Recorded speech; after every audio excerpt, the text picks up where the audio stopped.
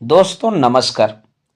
मैं नाथ सोनांचली कथा कहानी और उपन्यास के इस अंक के साथ पुनः हाजिर हूँ। दोस्तों इस समय आप लोग सुन रहे हैं भगवती चरण वर्मा के लिखे गए उपन्यास चित्रलेखा को।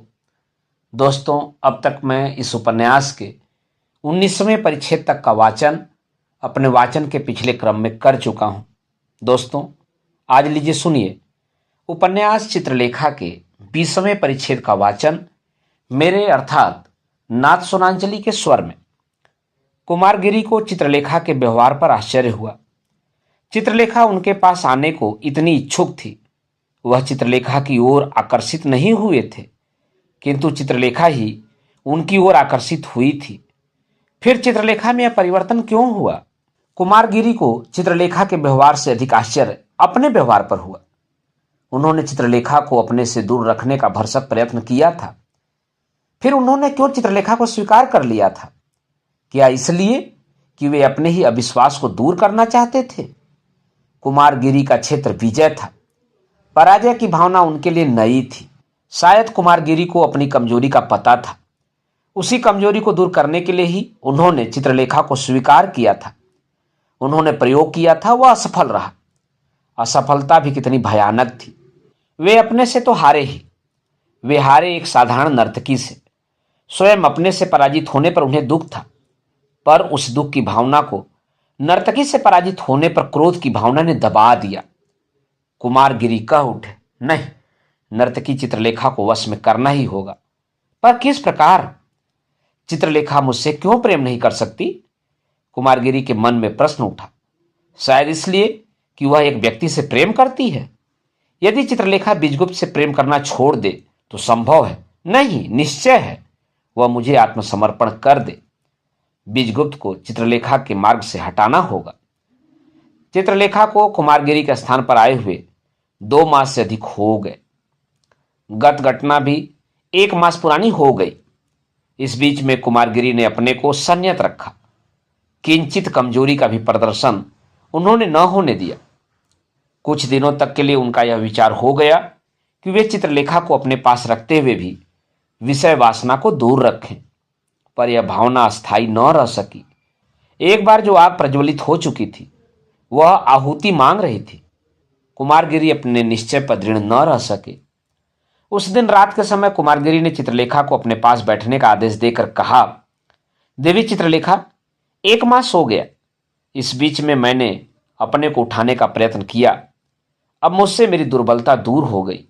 मैं यह समझ रहा हूं। संभवतः चित्रलेखा केवल मुस्कुरा दी। कुमारगिरी ने अपने ओठ दबाते हुए कहा, मैंने सुना है कि आर्य बीजगुप्त काशी की यात्रा करने गए हैं। उनके साथ आर्य मृत्युंजय तथा उनकी कन्या यशोधरा भी गई है।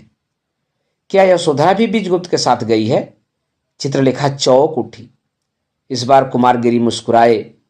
इसमें आश्चर्य क्या है? देवी चित्रलेखा, तुमने आर्य बीजगुप्त को यह कहकर छोड़ा है कि यशोधरा से विवाह करके गृहस्थ जीवन व्यतीत करें। तुमने उचित किया। आर्य बीजगुप्त के लिए क्या यह उचित नहीं कि यशोधरा से विवाह कर लें? मैं नहीं जानती कि क्या उचित है। चित्रलेखा का स्वर तीव्र हो गया। कृपा करके बीजगुप्त के संबंध में आप मुझसे कोई बात न करिए। बीजगुप्त के संबंध में कोई बात न करूं? क्यों? इसलिए कि तुम बीजगुप्त से प्रेम करती हो। तुम्हें यह आशा है कि बीजगुप्त किसी दूसरी स्त्री से प्रेम करे। फिर तुमने बीजगुप्त को छोड़ा ही क्यों था? तुम समझती हो कि स्त्री को ही सब कुछ करने का अधिकार है, पुरुष को नहीं। तुम समझती हो कि बीजगुप्त तुम्हारा दास बनकर रहे, पर यह संभव नहीं है। कुमारगिरी के स्वर में प्रतिहिंसा का एक तीखा व्यंग था। जिस स्त्री से वे पराजित हुए थे उसको पराजित करना ही उनका उद्देश्य था। चित्रलेखा आवेश में कांपने लगी। मैंने जो कुछ किया वह बीजगुप्त के भले के लिए किया। मैं बीजगुप्त को समाज की दृष्टि से नीचे गिरा रही थी। मैंने उनको छोड़कर उनको ऊपर उठाने में सहायता दी है। यह किस प्रकार मान लूं? तुम अपने को धोखा दे रही हो देवी चित्रलेखा। जिस समय तुमने बीजगुप्त को छोड़ा था उस समय तुमने उनको मुझसे प्रेम करने के लिए छोड़ा था। कुमारगिरी का स्वर तीव्र हो गया। आज कुमारगिरी ने अपने में अपनी उसी पुरानी स्फूर्ति, अपनी उसी पुरानी गुरुता, अपने उसी पुराने तेज का अनुभव किया जिसको वे चित्रलेखा के अपने जीवन में आने के बाद खो चुके थे। तुम बीजगुप्त को धोखा दे सकती हो, तुम मुझे धोखा दे सकती हो, पर तुम अपने आप को धोखा नहीं दे सकती। तुमने वासना के आवेश में आकर पवित्र प्रेम को ठुकरा दिया था। तुमने मुझ में कुछ देखा और तुम मेरी ओर आकर्षित हो गई। उस समय तुम में पशुता की प्रवृत्ति प्रबल हो उठी थी। तुमने मनुष्यता को तिलांजलि दे दी थी। तुम बिना बीजगुप्त की इच्छा के बीजगुप्त का जीवन भार बनाकर मेरे पास चली आई, और बीजगुप्त, उसने एक साधारण नर्तकी पर गृहस्थी के सुख को बलिदान कर दिया। यही नहीं, उसने अपने जीवन को नष्ट कर दिया, केवल इसलिए कि वह तुमसे प्रेम करता था और प्रेम की पवित्रता को अनुभव करता था। चित्रलेखा चिल्ला उठी, बस करिए, अब मत, बस करिए। कुमारगिरी ने अपनी आंखें चित्रलेखा पर गड़ा दी। इतनी ही बात से तुम चंचल हो उठी नर्तकी? नहीं, बात पूरी करूंगा और तुम्हें सुननी पड़ेगी। तुमने जो कुछ किया उसका बदला तुमको मिल गया। तुम समझती हो बीजगुप्त तुमसे अब भी प्रेम करता है?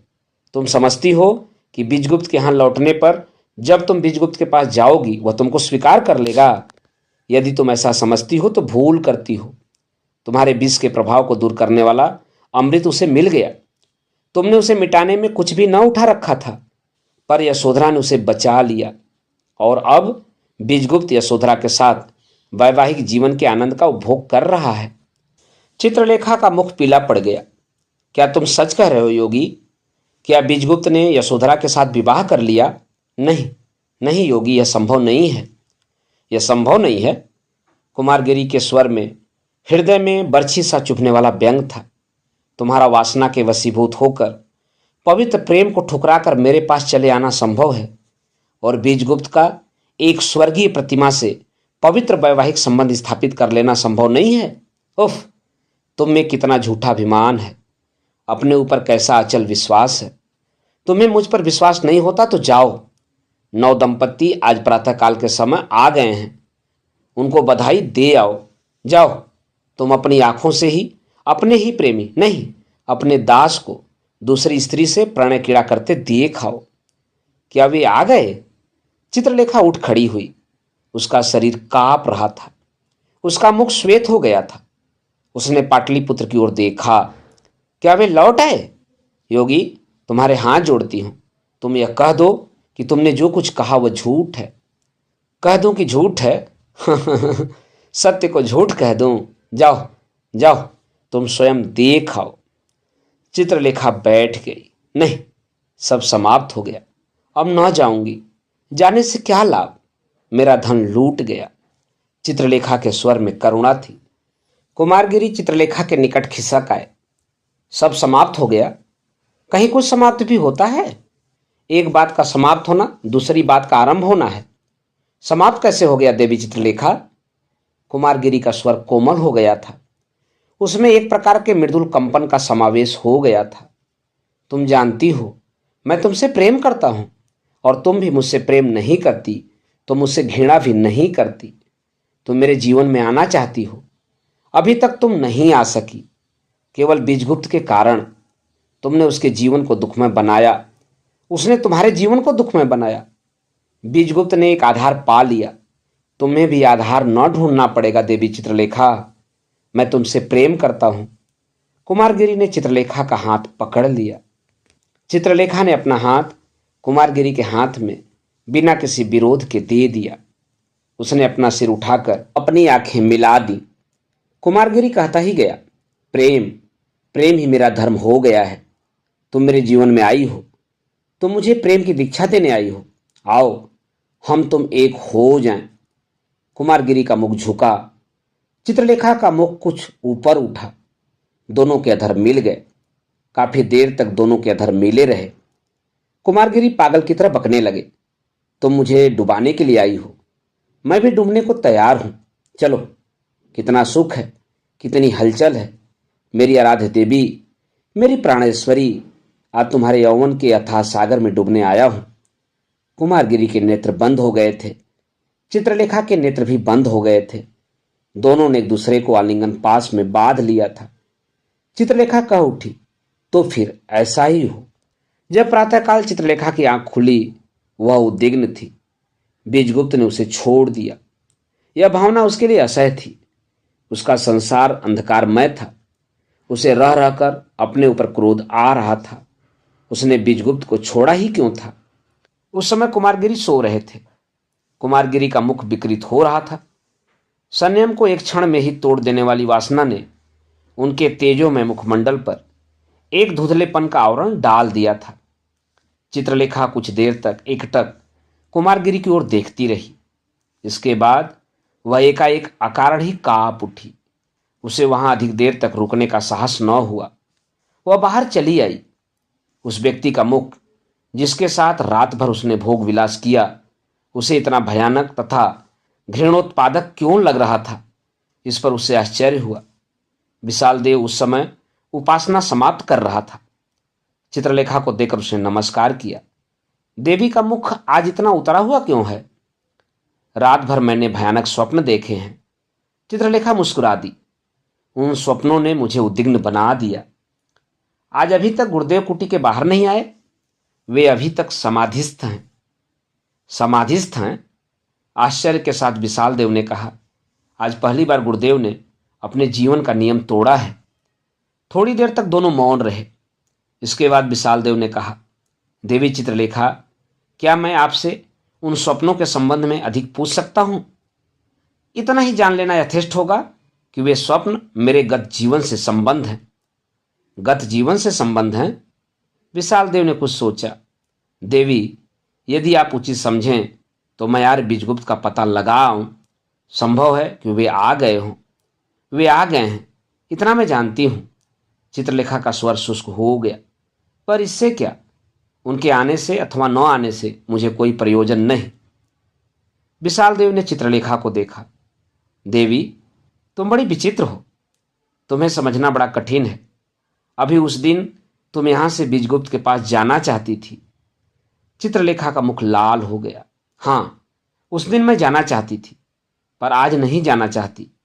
मेरे व्यक्तिगत जीवन के संबंध में तुम्हारे लिए इतनी उत्सुकता दिखाना कहां तक उचित है? तुमने इस पर कभी विचार भी किया है? विशाल देव का सिर झुक गया। उसने धीमे स्वर में कहना आरंभ किया। ठीक कहती हो देवी, पर तुम्हारे व्यक्तिगत जीवन में उत्सुकता दिखाने का अर्थ होता है अपने गुरु के जीवन में उत्सुकता दिखाना, और यह मेरे लिए स्वाभाविक तथा उचित है। देवी चित्रलेखा, तुम अच्छी तरह से जानती हो कि यहां तुम्हारी उपस्थिति इस कुटी की संयमपूर्ण शांति को नष्ट कर रही है। यह आश्रम एक कुल के समान है, जहां के प्रत्येक व्यक्ति को दूसरे के उचित तथा अनुचित कार्यों में टीका करने का ही नहीं, वरन हस्तक्षेप तक करने का अधिकार है।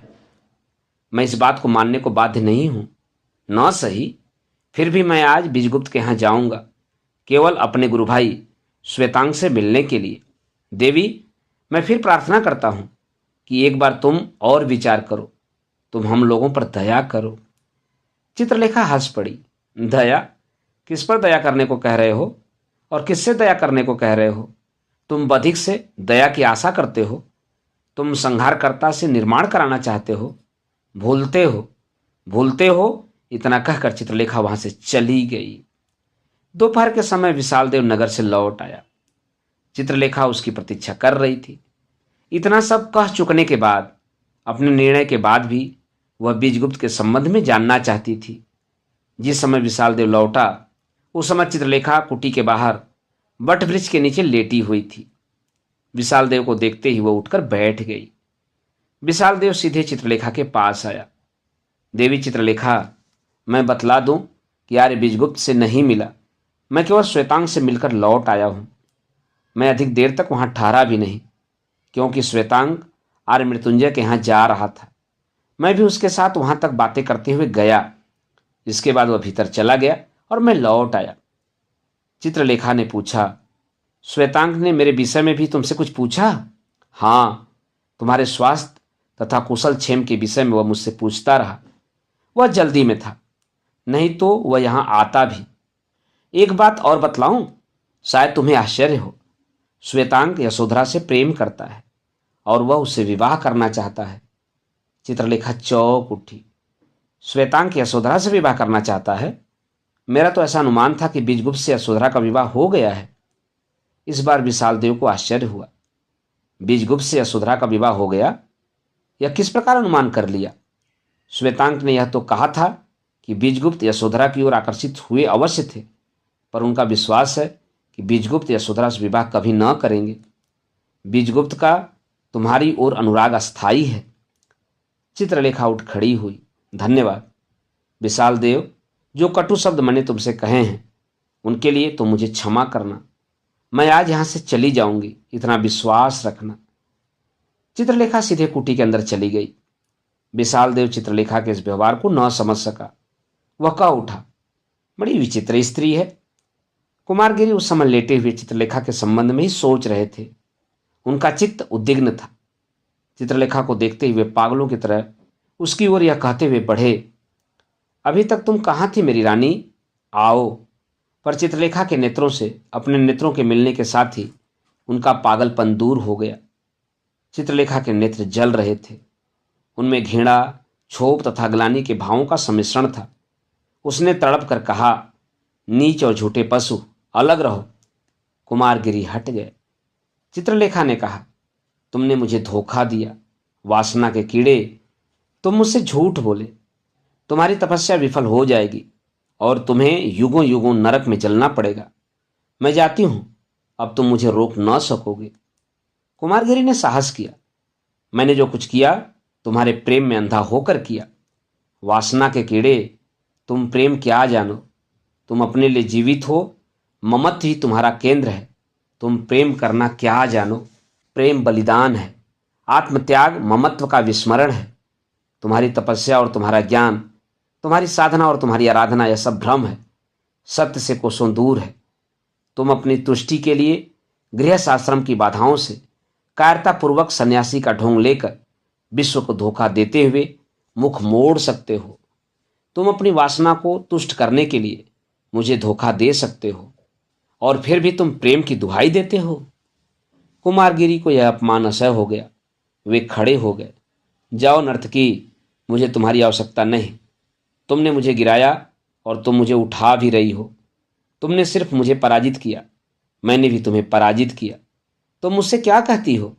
पहले अपने को देखो। अपने मुख पर पाशविकता की छाया को देखने में तुम समर्थ नहीं हो सकोगी, इतना मैं जानता हूं। जाओ, अपने साथ अपना अभिशाप लेती जाओ। कुमारगिरी आवेश में कांपने लगे थे। वे बाहर चले गए। दोस्तों, अभी आप सुन रहे थे उपन्यास चित्रलेखा के 20वें परिच्छेद का वाचन मेरे अर्थात नाथ सोनांचली के स्वर में। दोस्तों, इस उपन्यास के आगे के परिच्छेदों का वाचन आप मेरे वाचन के अगले क्रम में सुन सकते हैं। तो जुड़े रहिए कथा कहानी और उपन्यास के साथ। धन्यवाद। नमस्कार।